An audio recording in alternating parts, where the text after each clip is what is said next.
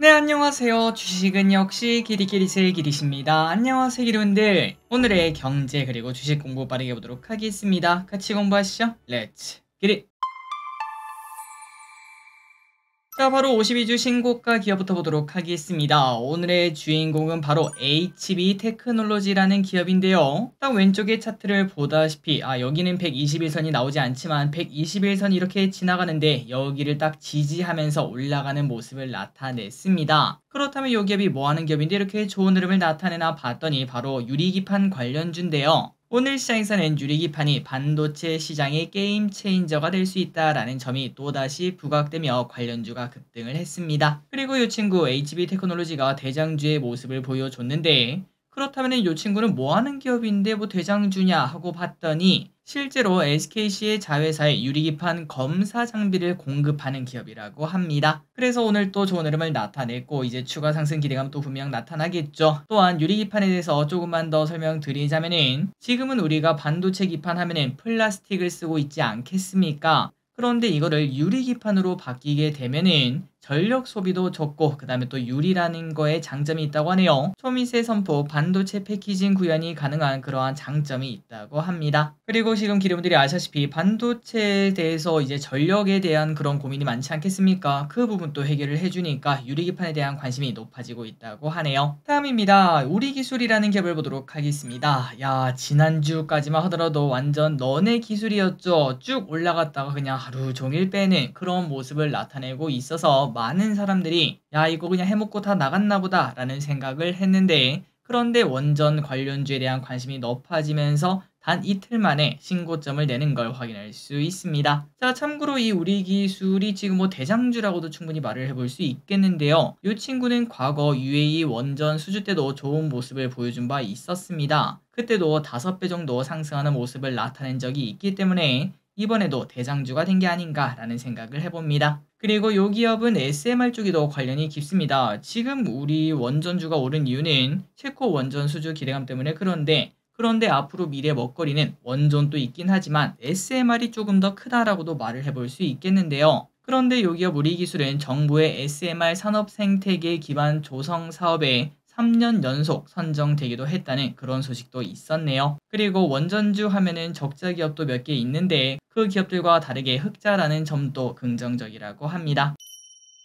자, 그렇다면 원전 관련 소식을 봐야겠죠. 그리고 중요한 부분이 바뀌었는데요. 원래 원전 여기 체코 원전에 대한 발표는 이번 주 일요일까지 발표를 한다라고 얘기를 했었습니다. 그런데 오늘 나온 소식을 보니까 17일 다음 주 수요일에 발표할 것으로 현재 보인다고 합니다. 그러니까 3일 뒤로 미뤄진 걸 확인할 수 있고 그만큼 이제 기대감이 더 커질 만한 시간이 남았다라고도 볼 수 있겠죠. 그리고 또 다른 호재도 등장했다고 하는데요. 지금 우리가 경쟁하고 있는 프랑스 EDF 여기는 러시아랑 관련이 있다라는 이야기가 갑자기 등장했습니다. 참고로 체코 정부는 이렇게 원자력 발전소를 짓는 이유가 러시아 때문이다라고 말을 해볼 수 있고 그러다 보니까 러시아와 거리두기에 나선 바 있는데 그런데 프랑스가 러시아 원자력 산업과 깊은 관계라고 하니까 야, 러시아 때문에 원전을 짓는데 그 원전을 러시아랑 관련된 프랑스 걸로 지을 필요가 있냐 이런 얘기가 나오고 있다고 하네요. 자, 그래서 그런지 오늘 원전주가 뜨거운 모습을 나타내고 있는데 이틀 연속 뜨거운 모습을 나타내고 있습니다. 과연 새로운 하반기 주도주의 탄생일지 아니면은 잠시 동안의 불꽃인지 결국은 체코 원전 수주 결과에 따라서 이제 당분간의 흐름이 결정된다고 말할 수 있겠죠. 기대해 보도록 하겠습니다. 다음입니다. 한일현대시멘트 한때 대북주 대장이었던 기업인데요. 저 TMI이긴 하지만 저 기릿은 주식 투자를 2017년쯤 시작을 했습니다. 그때 당시에 뭐 아무것도 모르고 시작하다가 대북주라는 테마를 만났었고 그리고 그맘때쯤 트럼프의 무역전쟁이라는 악재를 만나며 돈이 삭제되는 주식 시작하자마자 삭제되는 경험을 했었죠. 그리고 뭐 조금만 더 말하자면 이제 한 좀 주식이 회복될 때쯤 그때 뭐가 터졌죠? 맞습니다. 코로나가 터졌습니다. 그래서 저 기릿은 조금 힘든 경험을 많이 했던 그런 시기에 주식을 시작했는데 지금 와서 보니까 그게 다 도움이 되는구나 라는 생각도 조금 듭니다. 어쨌든 그때 당시에 열심히 공부했던 한일현대시멘트 북한이랑 으쌰으쌰 하다 보면은 당연히 시멘트 많이 쓰이지 않겠습니까? 그래서 그때 뜨거웠던 한일현대시멘트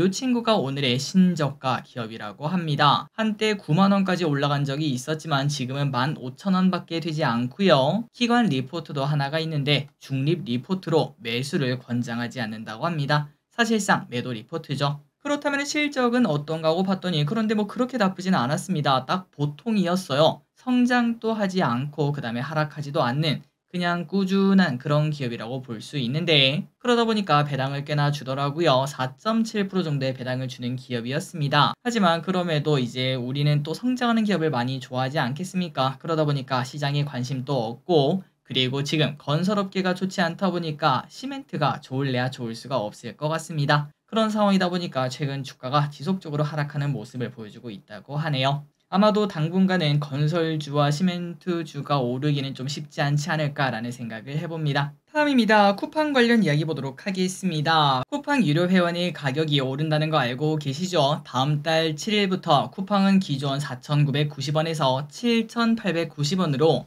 큰 폭으로 이용료를 올린다고 합니다. 그래서 지금 유통업계는 혹시나 사람들이 빠져나오는 걸 기대하면서 어떤 전략을 짤지 고심이라고 하는데요.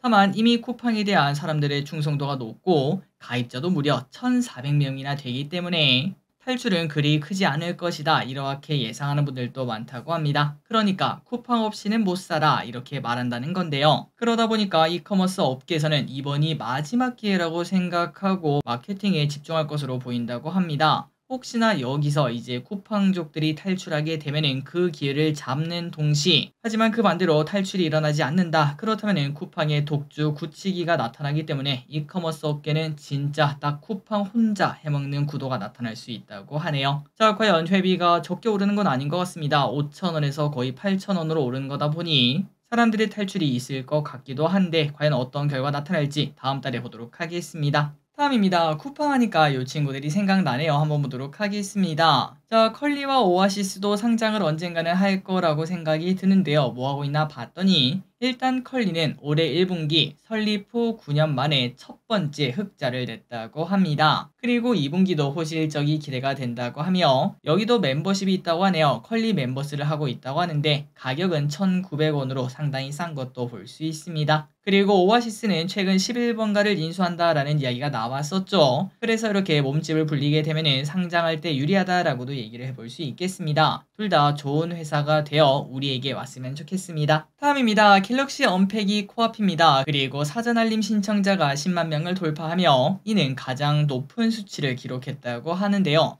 그러다 보니까 이번에 출시되는 폴더블 폰 엄청난 판매량이 나타나지 않을까 이런 기대감이 나온다고 합니다. 아마도 처음으로 AI 기능이 탑재된 폴더블 폰이라서 관심이 높은 것으로 풀이가 된다고 하는데요. 내일 저녁 10시에 언팩 행사가 있다고 하죠. 어떤 이야기가 나올지 체크해보도록 하겠습니다. 다음입니다. 최근 증시 분위기는 조금 애매한 모습입니다. 코스피는 52주 신고점 내고 있고요. 삼성전자 52주 신고점을 돌파하는 모습을 보여주고 있는데 코스닥 때문인지 내 계전의 신고점이 아닐 가능성이 높아 보입니다. 그러다 보니까 최근 개인 투자자분들은 야, 이거 코스피가 이렇게 오르는 게 맞냐? 삼성전자가 이렇게 오르는 거 맞냐? 버블 아니냐? 이런 얘기를 하면서 곧버스를 대량 매수하고 있다고 하는데요. 최근 한 달간 개인분들은 곧버스를 5천억이나 쓸어 담았다고 합니다. 자, 하지만 이 부분에 대해서는 뭐 지속적으로 말씀드렸던 것 같습니다. 지금은 곧버스를 살 타이밍이 아니다라고 계속 말씀을 드리고 있죠. 삼성전자는 가끔 한 번씩 미칠 듯한 상승을 나타내고 그리고 난 다음에 또 1년 쉬고 뭐 그런 모습을 나타내고 있기 때문에 일단 지금은 곧버스보다는 차라리 관망이 낫다라고 저는 생각하고 있고요. 그리고 또 중요한 거는 개인 투자자분들 삼성전자 대량 매도를 하고 있습니다. 최근 3전이 한 달간 20%나 올라간 거 알고 계신가요?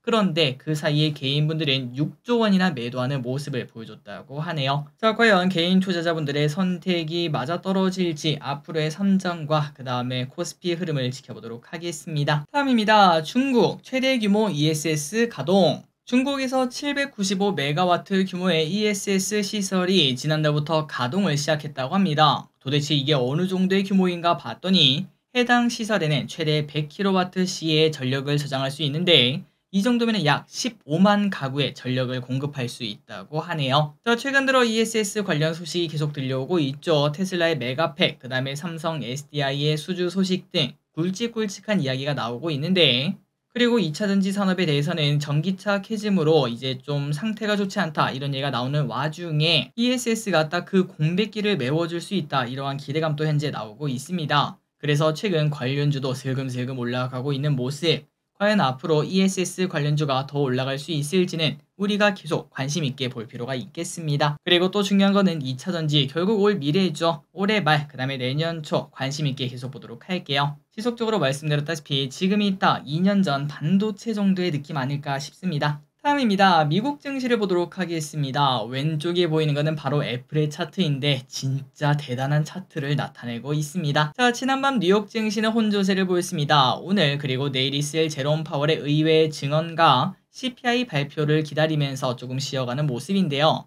그런데 이 와중에도 애플이 0.6% 상승하며 시총 3.49조를 기록. 그 반면 마이크로소프트는 소폭 하락하며 시총 3.46조를 기록. 그래서 다시 애플이 시가총액 1위 자리를 차지했다고 합니다. 다만 격차가 크지 않아서 그냥 오늘 저녁에도 한 10번은 더 바뀔 그 정도의 격차라고도 말을 해볼 수 있겠죠. 자, 보시다시피 애플은 WWDC 이후에 지속적으로 올라가는 모습입니다. 그리고 여기서도 딱 확인할 수 있죠. 겉토양 이후에는 더 올라가는 모습이 나타날 수 있기 때문에 그렇기 때문에 기름들도 앞으로 투자하실 때 겉토양이 나왔을 때는 한 번 더 확인하시면 좋을 것 같고요. 그리고 애플이 이렇게 올라가고 있는 이유 중 하나는 2분기 중국 아이폰 판매량이 증가하며 실적에 대한 기대감도 커지는 모습이라고 합니다. 자, 과연 애플 $250를 향해서 갈 수 있을지 계속 보도록 하겠습니다. 다음입니다. 우리의 관심 중 하나는 당연히 미국 대선이겠습니다. 지난번에 나왔던 TV 토론의 결과는 누가 뭐래도 트럼프의 대승이라고 말할 수 있겠는데요. 그러다 보니까 지금 미국 내 금융시장에서는 이미 움직임이 슬금슬금 나타나는 중이라고 합니다. 채권 시장은 큰 움직임을 나타내며 장단기 금리 역전을 가져오기도 했었고요. 다만 주식시장은 그렇게 발작까지는 나타나지 않는 모습이라서 아직까지는 긴가민가하다라고 말을 해볼 수 있겠네요. 하지만 나중에 이제 결과가 나왔을 때 월가의 전문가들은 트럼프가 승리를 했다면은 금리 변동성이 커지며 은행, 그 다음에 기술주가 수혜를 볼 것이다 라고 얘기를 했고요. 하지만 그 반면 재생에너지, 신흥시장 통화, 건설, 장기 국채 등은 불리하지 않겠나 이렇게 예측을 했다고 합니다. 자, 이런 소식은 앞으로 계속 볼 것 같습니다. 미국 대선이 끝날 때까지는 지속적으로 불안감 그리고 변동성이 나타나지 않겠습니까? 계속적으로 체크하면서 우리가 어디에 투자를 해야 될지 계속 고민해 보도록 하겠습니다. 다음입니다. TSMC 나도 1조 클럽. 지난밤 미국 증시에서는 반도체 기업들이 다 좋은 모습을 나타냈는데요. 그 중에는 바로 TSMC도 있었다고 합니다. 모건 스탠리가 매출 추정치를 상향하면서 주가도 1% 넘게 상승을 했다고 합니다. 특히 장중에는 4.8%나 급등하는 모습을 나타내서 시가총액 1조 달러를 터치하기도 했었는데요. 물론 음봉으로 마무리가 되어서 살짝은 아쉽긴 하지만 그래도 다시 시간에서 오르는 모습을 나타냈습니다. 자, 그렇다면 이제 TSMC가 어느 정도의 가치를 받고 있나 봤더니 삼성전자의 무려 2.5배 수준. 야, 이게 맞냐? 우리 삼성전자가 TSMC랑 비교해서 뭐가 그렇게 못났냐? 라고 저는 말하고 싶지만 어쨌든 미국에 상장된 TSMC는 쭉쭉쭉 올라가고 있고요. 우리나라에 상장된 삼성전자는 아직까지는 조금 아쉬운 88,000원까지 왔긴 했지만 그럼에도 많이 아쉬운 모습을 나타내고 있습니다. 다만 올해 안에 10만 전자 한번 보여주겠죠. 다음입니다. 그렇다면 삼성전자 소식을 봐야겠죠. 야, 근데 안 좋은 소식이 나왔습니다. 어제 삼전 노조가 창사 55년 만에 총파업에 나섰다고 합니다.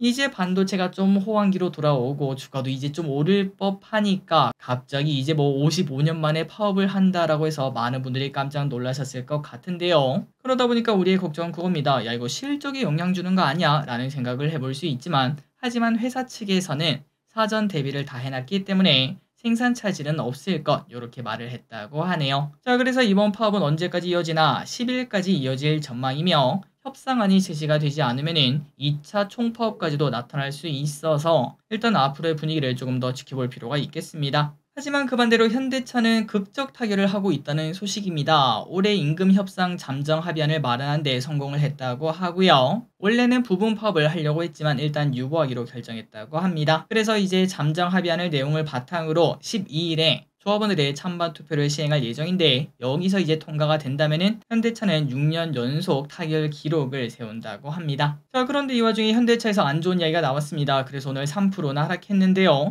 현대차가 미국에서 전기차 판매량을 부풀렸다라는 혐의로 피소가 되었다고 합니다. 내용에 따르면 현대차의 미국 판매 법인인 HMA가 일부 딜러들과 공모해서 전기차 판매량을 부풀렸다고 하는데요. 딜러들에게 대여 코드를 악용해 판매를 부풀리도록 했고 동조한 딜러는 현대차로부터 도소매 가격 할인과 인센티브를 받았다고 합니다. 하지만 현대차는 당연히 부인했습니다. 그리고 바로 조사에 나섰다고 하는데요. 아마도 이제 현대차 측에서는 앞서 성폭행 혐의와 관련해 딜러사 두 곳과 계약 해지를 위한 소송을 하고 있는데 거기에 대한 불만을 가진 딜러사들이 맞불 작전을 펼친 게 아니겠는가.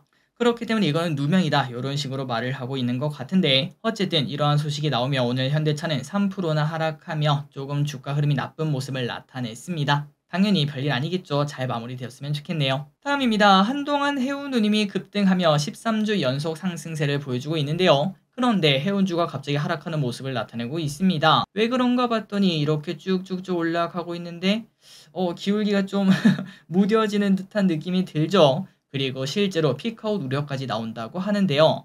또한 해운누님을 가파르게 상승시켰던 이유 중 하나인 이스라엘 전쟁이 있죠. 그런데 여기가 이제 곧 휴전하니 마니 이런 얘기가 나오다 보니까 이제 좀 꺾이지 않겠나 라는 얘기가 나오고 있습니다. 하지만 증권가의 입장은 또 다릅니다. 호황이 앞으로 계속 이어질 거다. 당분간은 뭐 이렇게 떨어진다고 해도 다시 이렇게 올라가는 결국은 상승 차트가 나타날 것이다 이렇게 본다고 하는데요. 과연 해운누님의 방향은 어떻게 될지 일단 이렇게 하락하게 된다면은 수출주에게는 호재라고 말을 해볼 수 있겠습니다. 화장품, 음식료, 전력설비 계속 봐야겠네요. 마지막 소식입니다. 이번에도 동결할 때 11일에 금통위가 열릴 예정입니다. 이번 금통위에서도 기준금리는 3.5%로 동결될 것이라고 예상을 한다고 하는데요. 이번에 동결하면 작년 2월 이후 무려 12차례 동결이라고 하는데 최근 들어 물가 상승률이 낮아지긴 했지만 아직까지 금리를 낮추기는 좀 어렵다고 합니다. 결국은 미국 때문이다 라고 말을 해볼 수 있겠죠. 그러나 이제 이 추세가 조금만 더 이어지면 조만간 인하 논의가 가능할 것으로 보이며 이창용 총재는 미국 고금리 장기화로 인한 외환시장의 변동성,